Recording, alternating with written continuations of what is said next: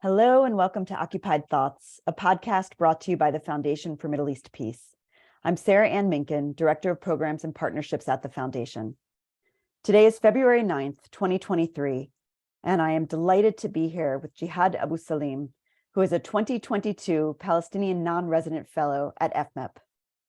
Jihad is also the Education and Policy Coordinator of the Palestine Activism Program at the American Friends Service Committee, and he is completing his PhD in the History and Hebrew and Judaic Studies Joint Program at New York University. Jihad, thank you so much for being here today. Thanks for having me again, Sarah Ann. I appreciate it. It's good to have you again. So listeners to this podcast know that we love hosting you, Jihad, on many topics, including on your powerful insights into current events. You recently wrote about what's happening right now in a new essay that you entitled "The West Bank is on the Brink of Collapse." That's what I want to talk to you about today. I'm going to put a link to your article in the show notes. We are calling this conversation Dispatches from the Near Future. So let's start in the near future. Let's start with your prediction. So you wrote in your article, I'm going to quote this piece to you. You wrote, "The collapse of the West Bank, and with it, the loss of countless lives and communities, is now not a question of if, but when. In its aftermath, the world will ask what could have been done to prevent this tragedy.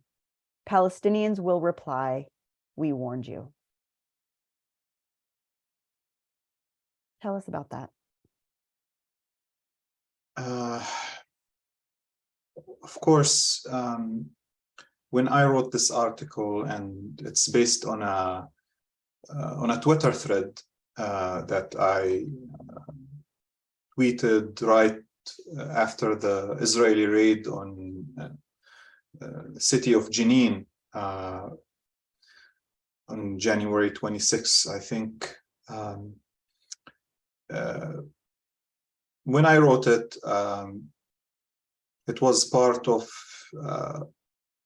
a process of thinking and reflection about the events that have been unfolding in the West Bank, especially in the past months. And for those who follow developments on the ground, 2022 was an interesting year in the West Bank, because during that year, we started to see many changes happening on the ground in terms of how different Palestinian communities, especially in places like Jenin and Nablus, are reverting to the path of armed struggle. And we have seen the emergence of multiple groups, such as the Lion's Den and the Jenin Brigade. And CNN actually did a report on the Jenin Brigade. They interviewed some of the fighters. We talked to them about their emergence and what is it that they hope to achieve or want to do in the near future. And of course, we've seen escalating violence by the Israeli state, by its military and intelligence apparatus, and by the settlers, those who follow what's happening in the South Hebron Hills, Masafir Yatta, in other parts of the West Bank, would definitely know that there has been this escalation. And of course, all these things aren't new in their nature, but rather they are phenomena that are, expanding and increasing in their scale and their intensity. And all of this has been happening in a context of political deadlock. And I think we've talked about this before, and many have been talking about this before. There is no political horizon for a diplomatic solution. The framework, the two-state framework, the peace process, all of these things have been really halted. There is no progress on the diplomatic front, even though the Biden administration tries to show that it is interested in promoting this approach, but the administration has done nothing to revive the political process. And as the political process dies, we've also witnessed the return of Netanyahu and his coalition, this time more right-wing, more, fascist, and more interested in not only escalating violence against Palestinian communities, but also pushing for fundamental changes within the Israeli system itself. When it comes to the judicial system,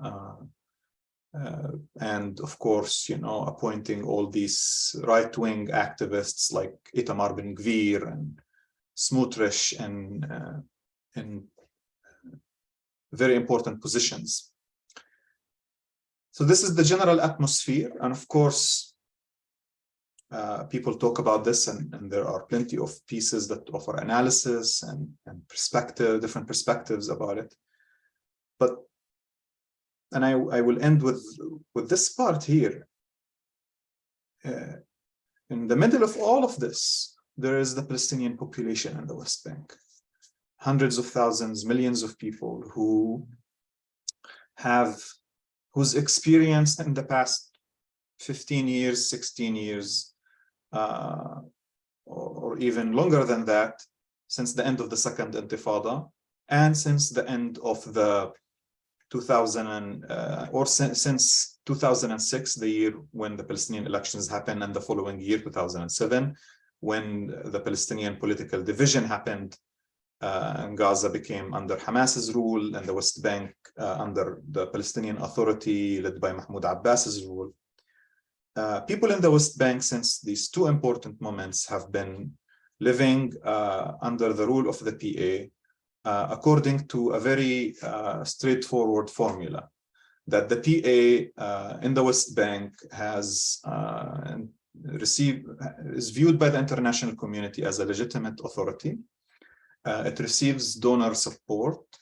It works with Israel on achieving security coordination, on collaborating on security and civilian affairs and matters, crossings, and so on and so forth. And most importantly, it commits itself, the Palestinian Authority, to a proactive approach of curbing any form of Palestinian armed resistance in the West Bank. And the Palestinian Authority committed itself to cracking down on its opposition, and those who also, oppose its project, oppose its vision, oppose its vision for peace. And, they put people in prison, they kill activists, they arrest them.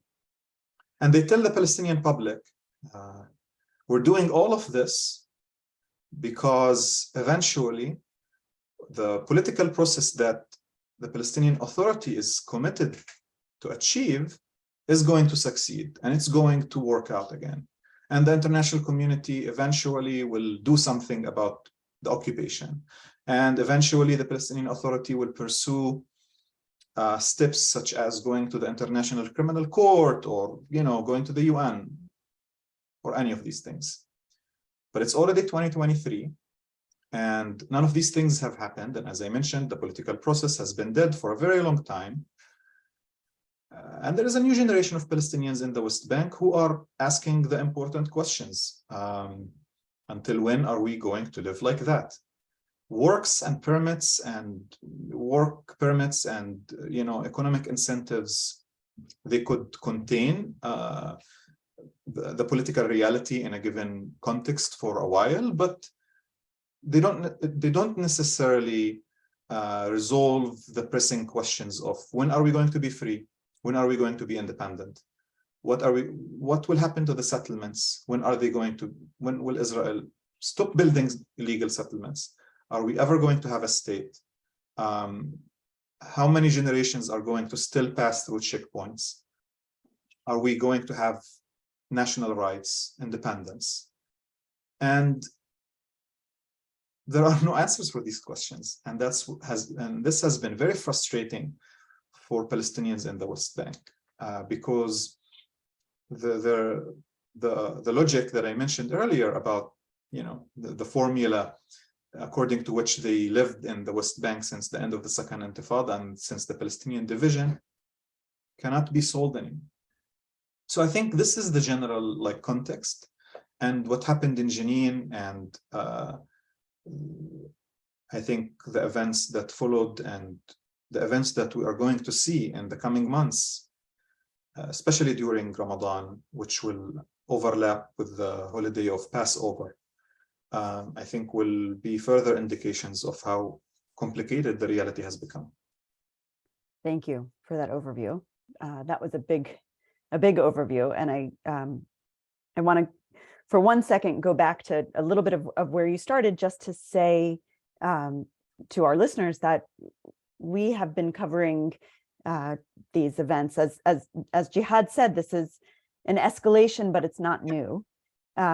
And I want to point to two things. One is that we actually did my colleague Kristen McCarthy did a podcast yesterday with Ziv Stahl, the executive director of Yesh Din, an Israeli human rights organization that monitors, among other things, settler violence in the West Bank. And that was a conversation focused on the escalation of violence against Palestinians in the West Bank by Jewish settlers, state-backed Jewish settlers.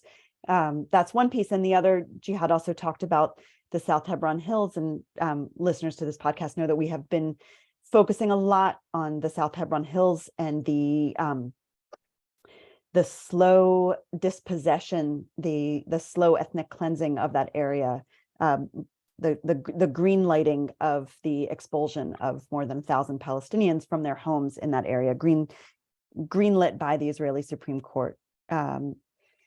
So we have a lot of resources on these topics, which we have been following, and I want to encourage all of our listeners to really dig in and go deeper.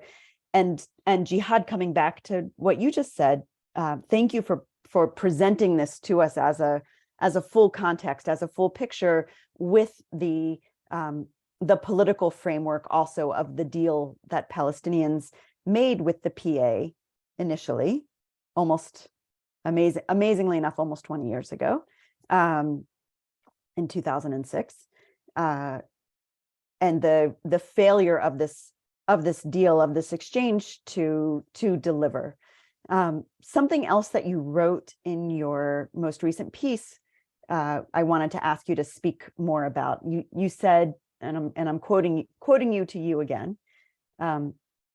At its core, the Palestinian struggle is centered on resisting the violation of their individual and collective dignity, something no amount of aid, incentives, or superficial development can assuage, and something Israel's proponents appear not to understand.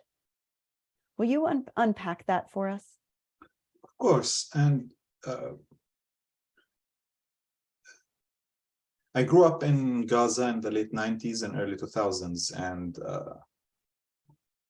I witnessed a process that took place in Gaza similar to the process that unfolded in the West Bank following the 2007 Palestinian political division and the exclusion of Gaza from the Palestinian Authority project. And especially in the late 90s, Gaza was seemingly thriving. It was a seemingly thriving place. People were working. There was an airport that only opened for a few months before it was bombed in the second Intifada, but still, there was a building boom.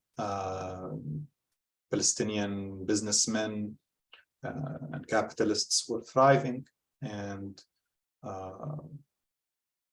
under the rule of the PA. And at the end of the day, this reality could not continue because what the second Intifada showed, the second Intifada exactly showed what happens in contexts where political and diplomatic processes that are meant to resolve a situation like the one that we have between the river and the sea and achieve some sort of resolution, if these diplomatic and political processes do not address the fundamental issues, and if they're not happening in a context where in a context of accountability and in a context of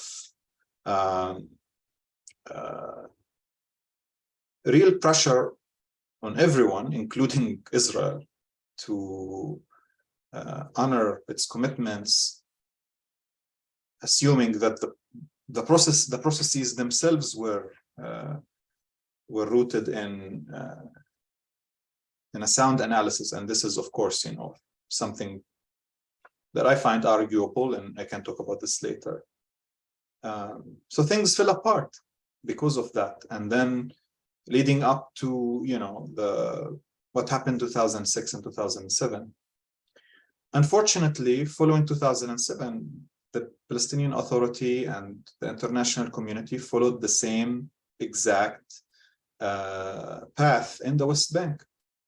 There was heavy focus on restructuring the security forces. And we saw that during the government of Prime Minister Salam Fayyad, the US sent General Dayton, who, by the way, has given a lecture. I think it's available on YouTube about what the process of restructuring the Palestinian security forces looked like and what kind of efforts different international players have put into changing the reality of the security forces from the Arafat era into the, what we now call the Abbas phase. And of course, the economy in the West Bank was improving, and there were and millions and millions of dollars were poured into, many projects, some of which benefited communities, roads and infrastructure. And of course, because this economic improvement happened in a context where, under occupation, people live under occupation.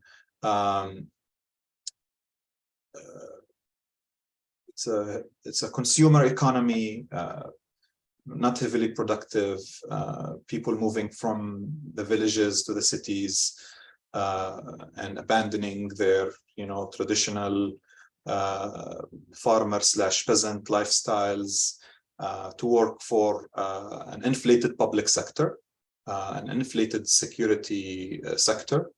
We're talking about more than 60,000 members of the security forces in the West Bank.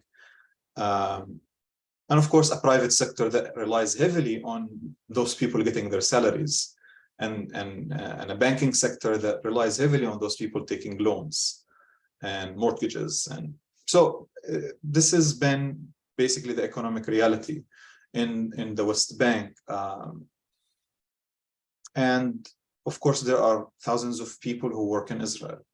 Now, this is all arguably okay. People, need to work and make money and buy apartments and cars and feed their families.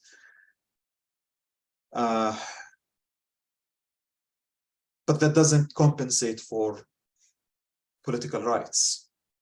And deploying the security forces to instill fear into the hearts and minds of the PAs and Israel's opposition does not also compensate for political rights. And all of these approaches to contain the West Bank, to rehabilitate the West Bank, to pacify the West Bank, did not really end the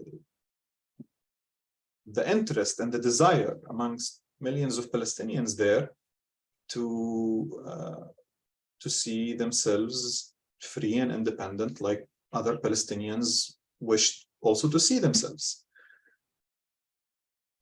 And that's why, people who speak of the reality in the West Bank as this beautiful paradise compared to gloomy Gaza, because the West Bank, has Palestinian leaders who acquiesce and who, follow the lead of the international community and say yes to the United States on some aspects and conduct security coordination with the Israelis. They try to market it as an example of how Palestinian communities thrive, but also Palestinians aren't naive. They see that there's no horizon for any political process to achieve the declared, outcomes. 2 states, East Jerusalem as the capital. And they see that there is no partner in Israel too, because Israeli officials and politicians have made it clear that they're not interested in a 2-state solution. They're not interested in Palestinian statehood. They're not interested in negotiating with the Palestinians. And no matter what the Palestinians do, there are always excuses for why not to sit and negotiate with them. And they proactively express their desire to further colonize the West Bank and annex it and increase the numbers of settlers there. So again, in face of this context, within this context and in face of this reality, Palestinians, it always comes down to this moment of truth.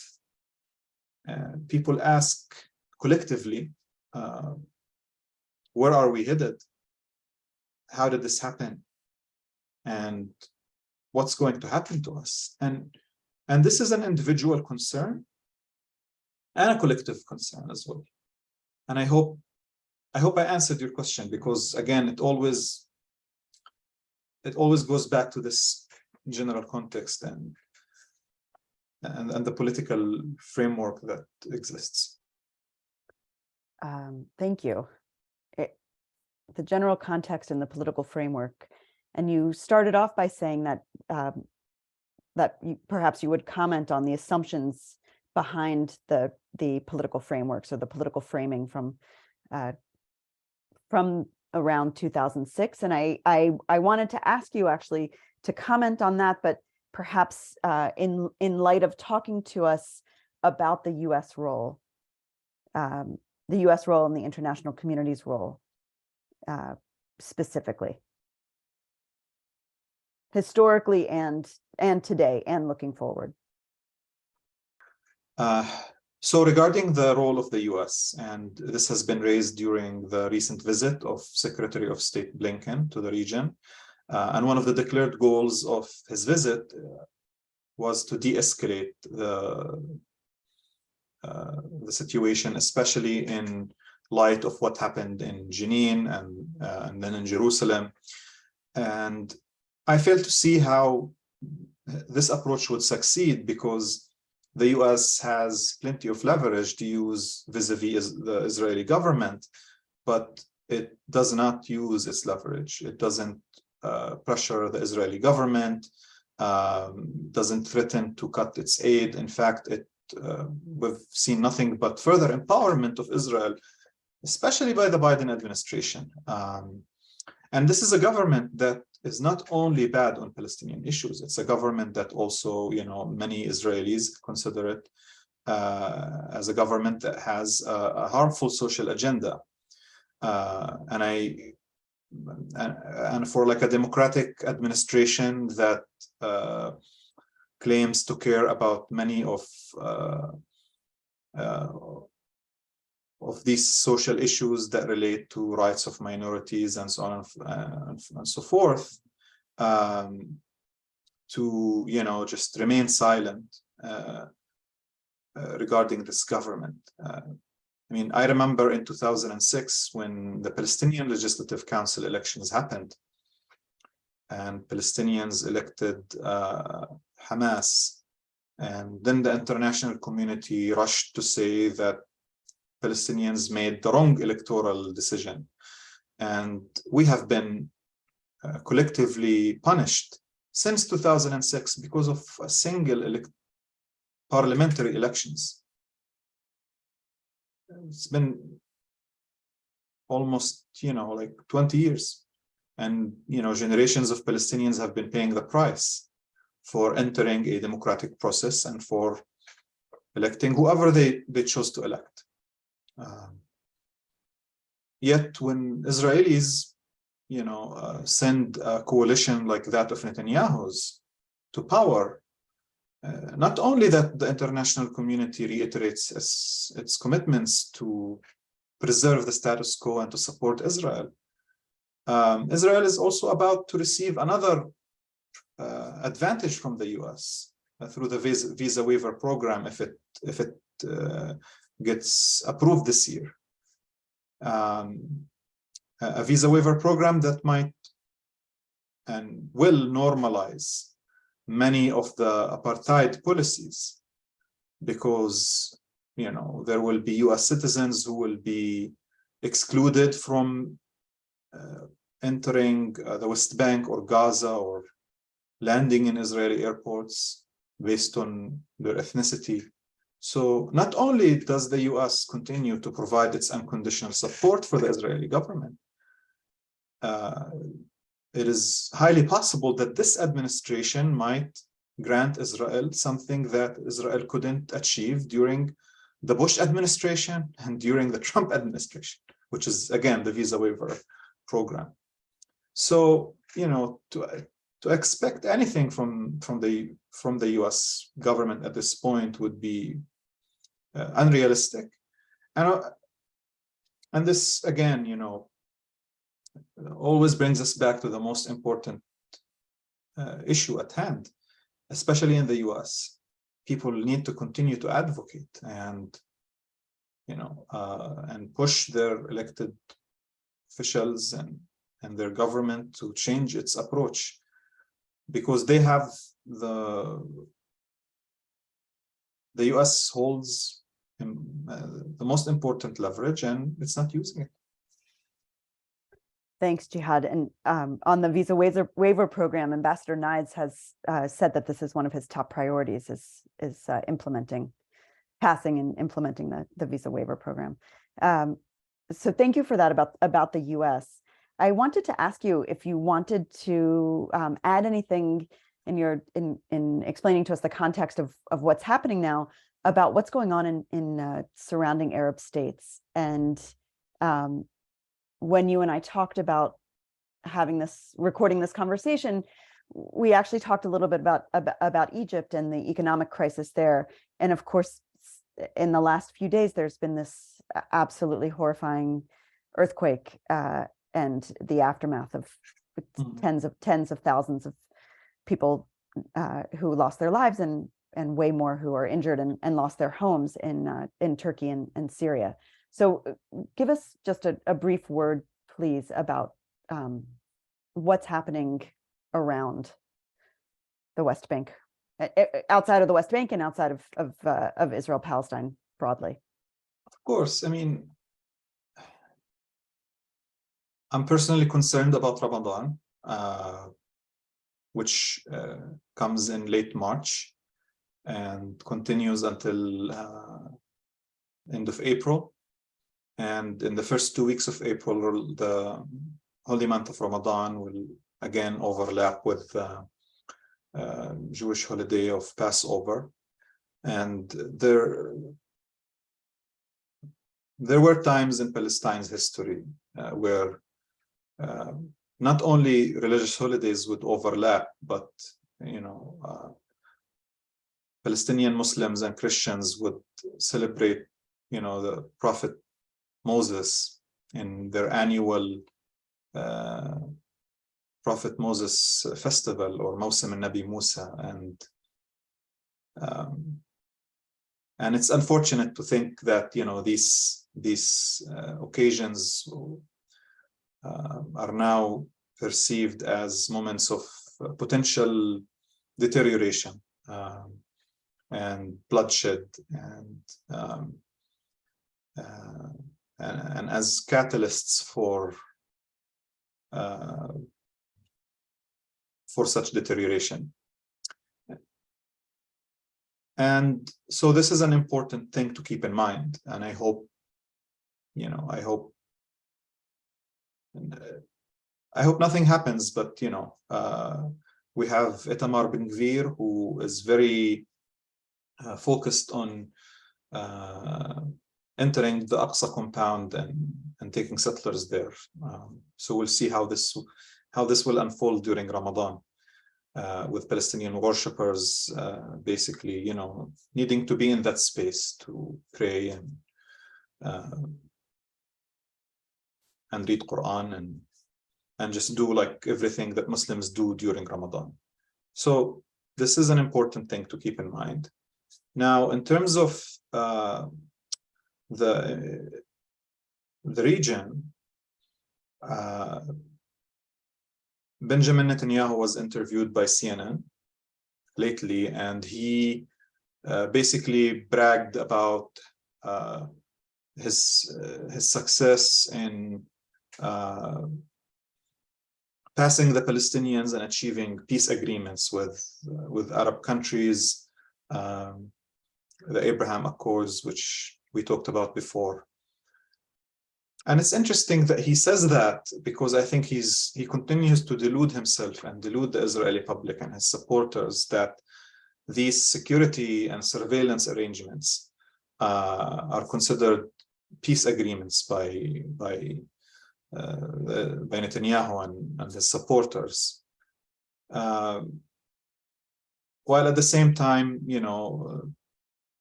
people in Jordan and Egypt, with close proximity to Palestine and Israel,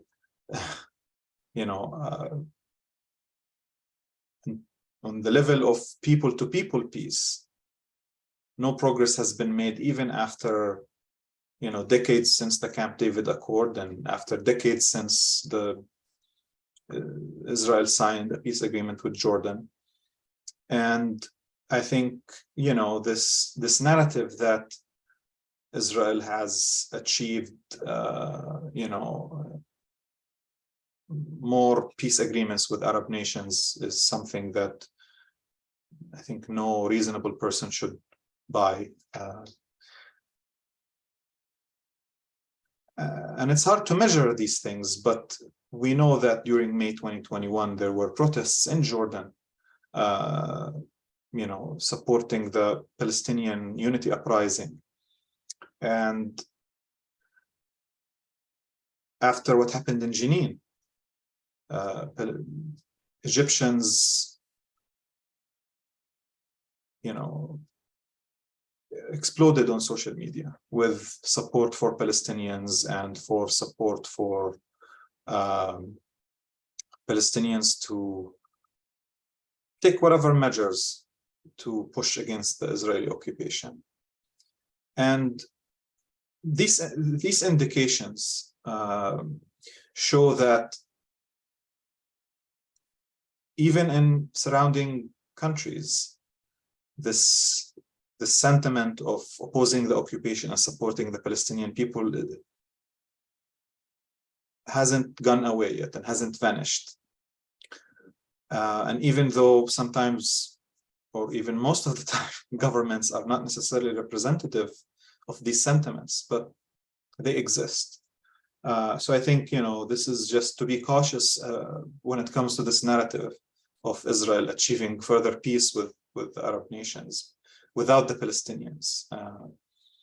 So I think I'm not sure how the economic and social and crises and now which will worsen due to these catastrophes, very tragic what happened in Turkey and Syria. I'm not sure how these things will factor into the reality between the river and the sea. But we know that the support for Palestinians is still very powerful in the Arab world, especially when it comes to the general populations. And if things fall apart in between the river and the sea at any point, who knows how this support might translate, what this support might translate into. But I think Netanyahu is deluding himself, deluding his base, and no one should buy the lie that these security and military and surveillance arrangements are peace agreements. Great. Thank you so much. Thank you so much for sharing your time and your insights with us today. I want to speak to you again soon to check in about how things are developing, and hopefully we can continue to sink into this question of you talked about how Palestinians are asking themselves, how did we get here, and what's possible moving forward. And I want to keep talking to you about those questions exactly. But thank you so much for today. And I want to thank all of our listeners. Also, thank you for tuning into this episode of Occupied Thoughts. Please make sure to check out the FMEP website, www.fmep.org, for resources relating to this podcast, for the links to the articles and the other podcasts that we talked about, and for a lot of other rich content relating to Palestine and to Israel, to this area between the river and the sea. Thank you so much. Please make sure that you're subscribed to this podcast so you stay up to date. You can find us on iTunes, SoundCloud, or Spotify. And you can also watch video versions of our podcasts, including this one, on YouTube. And with that, I am Sarah Ann Minkin, signing off until the next episode of Occupied Thoughts. Thank you so much.